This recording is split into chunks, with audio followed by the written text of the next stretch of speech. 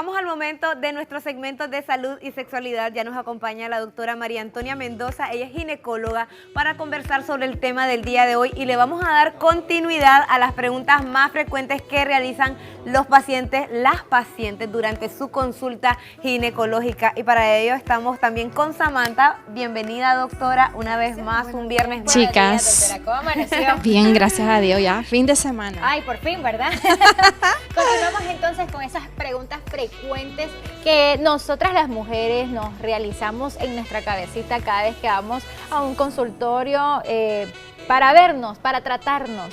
Así es, cada vez que surge o se aproxima la cita a ginecólogo, entonces uno como que hace su listita ahí mentalmente, uno siempre va con el temor, las pacientes eso es lo que refieren, siempre van con el temor, con la pena que me van a decir, me van a regañar, se van a reír de mí, me va a tratar. Y a veces, doctora, discúlpame que la interrumpa, vamos con una duda y salimos con otra duda y ya me entiende, y tenemos que esperar hasta la siguiente cita para poder salir de esa duda también. O surge durante la consulta, durante el interrogatorio, a medida que el médico va dando información, vamos aclarando ciertas dudas o surgen en ese momento preguntas. También, doctora, el objetivo de este segmento es tratar de crear la conciencia en las mujeres de que realizarse su rutina ginecológica, sus chequeos ginecológicos es de lo más normal. El objetivo es la prevención, siempre hay dudas, siempre hay temor, siempre hay pena, sobre todo de las mujeres, de cómo que pueda pensar el especialista que tenemos frente de nosotras, pero es de lo más normal, somos humanos y a veces hay preguntas que son tan frecuentes. La vez pasada yo le tenía una lista de preguntas que encontré en internet. Hay algunas que todavía están pendientes y bueno, voy a hacerle la primera. ¿Qué son las vulvovaginitis? Sí, la vulvovaginitis, pues el término nos orienta un poco, vulva, lo que se refiere compromiso del área vulvar, los labios menores, labios mayores, y vagina, propiamente ya lo que es un órgano, un área interna. Entonces viene a ser la inflamación o infección del área vulvar y vaginal. Las causas pueden ser múltiples, puede ser desde el área externa, yo mismo puede estarla provocando a través del uso de ropa interior muy ajustada, ropa sintética, el uso de protectores de forma constante, continua, de forma innecesaria. Recordemos que el material sintético siempre va a conllevar a cierta humedad, cierta fricción, cierta irritación de la piel. Entonces, es recomendable entonces utilizar protector todos los días. Solamente la toallita sanitaria con nuestro periodo menstrual. A medida que va disminuyendo el goteo, el sangrado, podemos ir modificando el tipo de toalla. Si los primeros 2 días es una toalla, un protector un poco más amplio, más grande, pues vamos a ir utilizando un poco más pequeño hasta cesar el sangrado. Pero no debe de ser de uso rutinario, permanente, constante, continuo. Como nos lo recomiendan normalmente comercialmente, podríamos decir que lo recomiendan de uso diario. Doctora, también hay una pregunta que me llama la atención que dice, ¿qué son los hongos? ¿Por qué aparecen los hongos, perdón? Sí, infecciones por hongos. El hongo es un germen oportunista. Puede afectar tanto en la edad de la infancia, en la edad escolar, la edad reproductiva, la edad adulta. Son gérmenes que pueden afectar lo que es la barrera de la piel. En el caso que nosotros tengamos alguna contaminación, exponernos a una área donde, por ejemplo, el suelo, el piso, donde con una persona al tener intimidad, y no necesariamente es una enfermedad de transmisión sexual, el roce del área genital pues puede conllevar el paso de este germen a otra zona o a otra persona. Simplemente las áreas de humedades son las que favorecen. Cuando hay mucha humedad, por ejemplo, el uso continuo, constante del uso de los protectores, pues la humedad puede ir creando también. Puede ser un factor para un factor determinante. El tipo de ropa sintética, de seda, con muchos encajes, de igual, una ropa muy tallada, ajustada, provoca también un sudor. Quiero comentarles que en estos momentos nosotros estamos a través de Facebook Live, y si usted ahorita se encuentra con alguna duda, con algún temor de no ir al ginecólogo y quiere aprovechar este Facebook Live para hacer una pregunta, aquí tenemos a la doctora que con mucho gusto, la consulta. Exacto, con mucho gusto ella les va a responder a su duda, así que escríbanos a través de nuestra plataforma en Facebook para que salga de esa Salgamos de las dudas, de esa demos duda, de ese respuesta temor, de a las exacto, busquemos la inquietudes. respuesta correcta que debe de ser, porque hay quienes también preguntan que es bueno tratarse con recetas caseras cuando tenemos alguna infección, por Sí, ejemplo. o automedicarnos. Ajá. Entonces nosotros tenemos una barrera propia vaginal que nos protege, que son los lactobacilos, en el cual ellos se encargan en el caso del periodo menstrual. Muchas veces está la inquietud en el que sí tengo que administrarme un óvulo posterior a la menstruación, el posterior a tener relaciones sexuales, el hacerme ducha vaginal. Lo que estamos haciendo es barrer toda esa barrera, esa flora vaginal que está en esa área, que son los lactobacilos que nos protegen contra esos tipos de gérmenes. Entonces no es necesario hacernos ducha, ni tratamientos caseros, ni en el área externa, ni en área vaginal. Siempre con un Preferiblemente. especialista. Doctora, hay mujeres que tienen timidez también de consultar sobre el olor y del flujo vaginal y cómo es la textura también del flujo vaginal. O el Sí. color también, que O lo el vienen color. ellas visualizando. Sí, muchas veces se dificulta un poco, nos cuesta un poco a nosotras las mujeres el identificar si es un flujo normal o es un flujo que nos está orientando a alguna alerta, a una infección. Nosotros tenemos glándulas a nivel cervical, las cuales son las productoras de moco. El moco fisiológico normal, que tiene la apariencia de ser transparente, es elástico, uno lo agarra y tiene la textura así como elástico, como un chicle, por ejemplo, algo similar. Para darle el ejemplo, no tiene olor, no tiene por qué ocasionar ninguna irritación, ningún picor ni ardor. Pero ya una secreción distinta que tenga color cremoso, blanquecino, no transparente, amarillento, verdoso, tenga un cierto olor que sabemos que no es propio del moco cervical normal, acompañado de irritación, de ardor, picazón, definitivamente que eso no es normal. una alerta. Es una alerta.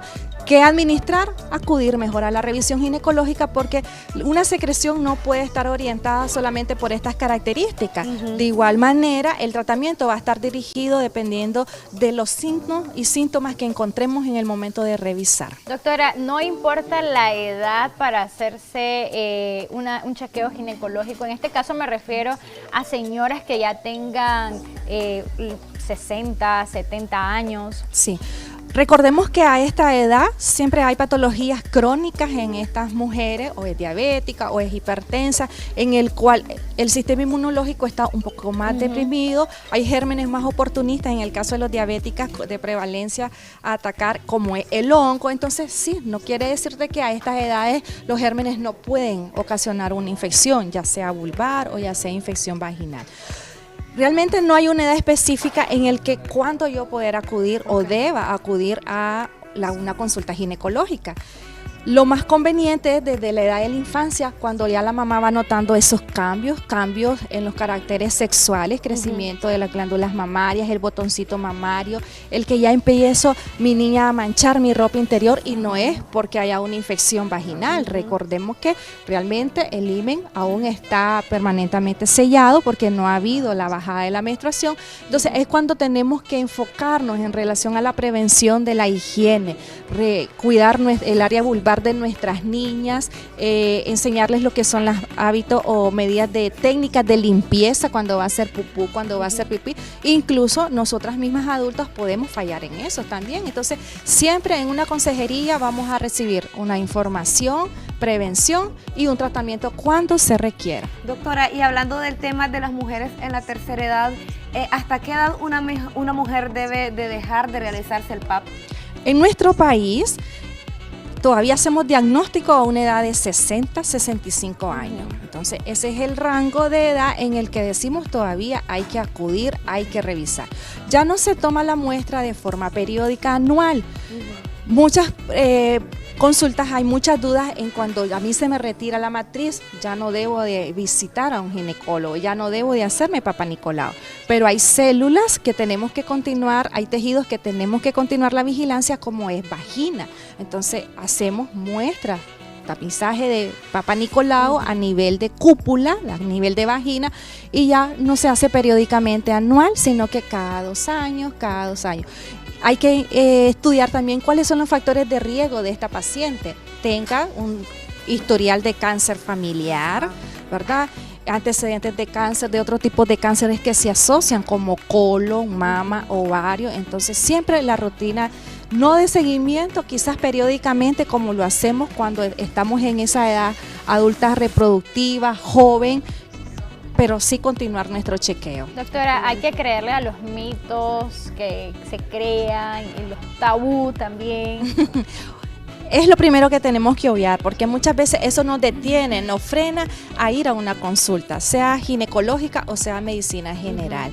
Muchas veces vamos con la inquietud en el que tengo que aclararme esta duda, tengo que ir a una revisión porque tengo una lesión que antes no la tenía, pero a veces puede más el temor, el miedo y las creencias en el que si voy a una consulta y sé que el médico es varón, no paso porque nadie me puede tocar, nadie me puede explorar. Ahora bien, doctora, ahora en los centros de salud, bueno, hemos visto que existen muchos médicos y de esta rama como es la ginecología, y hay muchas jovencitas que tal vez no tienen como que la confianza de platicar con su mamá o incluso hasta con sus hermanas de tener su primera vez. ¿Ustedes pueden brindar ese consejo, explicarles y darle? Dentro de la información que siempre en cada consulta debe de darse es no solamente los cambios que yo voy teniendo, mi cuerpo, cómo funciona, pero sí la prevención también sobre las enfermedades de transmisión sexual, consejería en planificación familiar,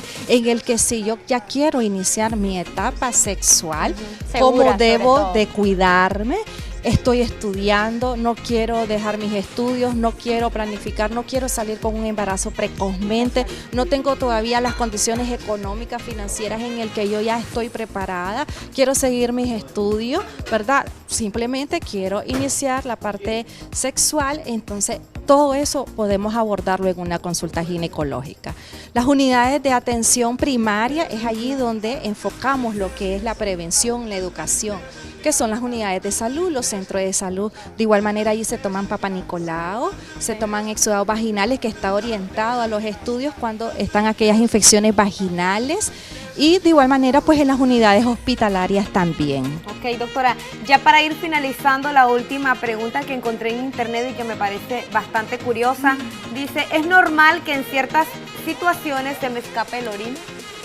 En algunas situaciones influye mucho lo que es los hábitos que yo tengo, la cantidad de líquido que yo tome y con qué frecuencia voy a orinar. Entonces debo de crear un horario miccional. Tenga o no tenga deseo de ir a orinar, yo voy a crear un horario en el que cada 3 horas por lo menos debo de ir a estar vaciando la orina. Porque si no, la uretra va perdiendo esa capacidad de retención y empieza a filtrarse orina. Influyen otros parámetros en relación al número de partos cuando hay trastornos de la estética pélvica, que en un tema anterior lo abordamos, el número de embarazos, los ligamentos se van debilitando y dan prolapso de los órganos pélvicos y pueden afectar también.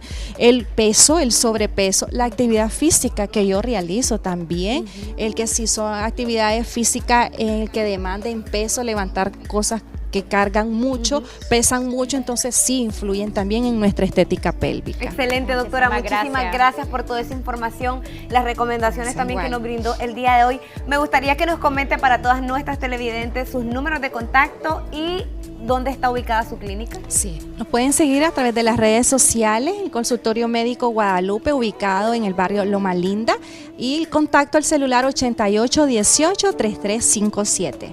Muchísimas gracias. Gracias. De esta manera vamos a finalizar por aquí. Así es, ya nosotros nos trasladamos a continuación al otro lado del estudio. Yamu está más que listo y preparado. ¿Qué tenés por ahí, Yamu?